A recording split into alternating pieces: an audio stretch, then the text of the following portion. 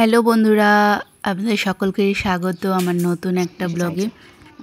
দেখুন, এটা আমাদের স্ট্রিট ক্যাট আর ও প্রেগনেন্ট, তাই ওকে দুধ দেওয়া হয়েছিল। ও দুধের থেকে বেশি আমুল দুধ পছন্দ করে, তো দুধটা খাইনি, অর্ধেক একটুখানি আমুল দুধ ছড়িয়ে দিলাম। দেখুন কীভাবে চেটে পুটে খেয়ে নেবে।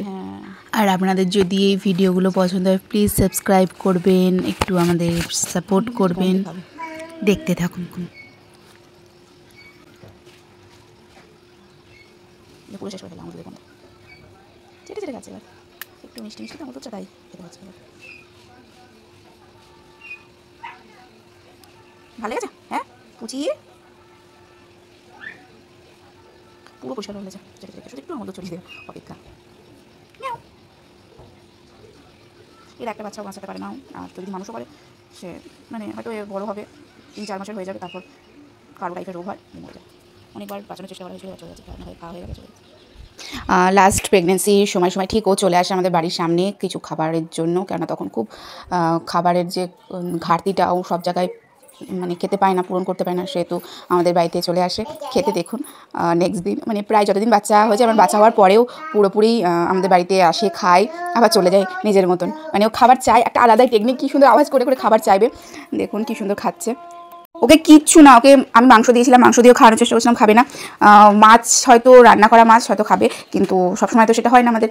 আর ওকে একটু আমুল দুধ দিয়ে ভাত দিয়ে দিলেও ভালোভাবে পরিষ্কার করে খেয়ে নেবে। দেখুন কী সুন্দর খেয়েছে। মানে চেটে চেটে খাওয়ার পরেও আবার কিছুক্ষণ পর ও ওখানেই বসেছিল, ওখানে আবার চাইছিল খাবার।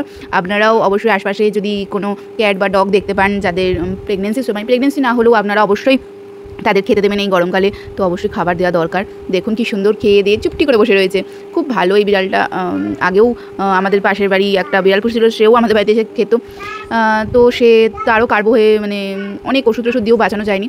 তো এর বাচ্চাদেরও ঠিক বাঁচানো যায় না। আমি ক্যাট ফুড খাওয়াই, কৃমির ওষুধ খাওয়াই, যে এরকম ডাক্তার বলে, কিন্তু তাহলেও ওর বাচ্চাদের কোথায় কোথায় সব নিয়ে চলে যায়, একটা কোনো ফিক্স জায়গা নেই, তো ওইটাই প্রবলেম। আর একটা ভালো যদি ফ্যামিলির কাছে থাকতো বাচ্চাগুলো অবশ্যই হয়তো বেঁচে যেত, কিন্তু আজ পর্যন্ত ওর একটা বাচ্চাও বাঁচাতে পারা যায়নি। খুব সুন্দর দেখতে, আর খুব খুব ভালো। দেখুন কি সুন্দর ডাকছে, ডেকে আরেকটু খাবার চাইছে ও। কি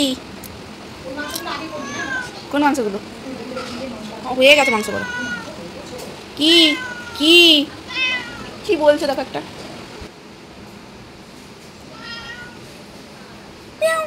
খাওয়া হয়ে গেছে তো, এবার যাও, এখানে রোদ প্রচুর।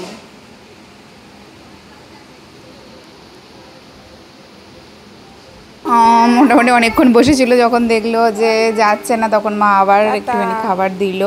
দেখুন আবার খাবার দিতে যাচ্ছে মা, আবার চিমকান্ডি আছে তো, সেটাকেও চেটে পুটে সব ভালোভাবে খেয়ে নিয়েছে। আমুল দুধ বলে কথা। আবারও সবাইকে বলছি, আপনাদের যদি ভালো লাগে প্লিজ সাবস্ক্রাইব করবেন, আর আপনাদের পেট লাভার ফ্রেন্ডদের সাথে বা ফ্যামিলি মেম্বারদের সাথে অবশ্যই শেয়ার করবেন। আর আপনাদের চারপাশে সারাউন্ডিং ডগ, ক্যাটস, পাখি, যাকেই মানে পারবেন তাকেই একটু সেবা করার চেষ্টা করবেন। আর কি, জীবনের এটাই আনন্দ, সবাইকে নিয়ে চলা, সবাইকে সেবা করা। দেখা হচ্ছে নেক্সট ভিডিও। টাটা।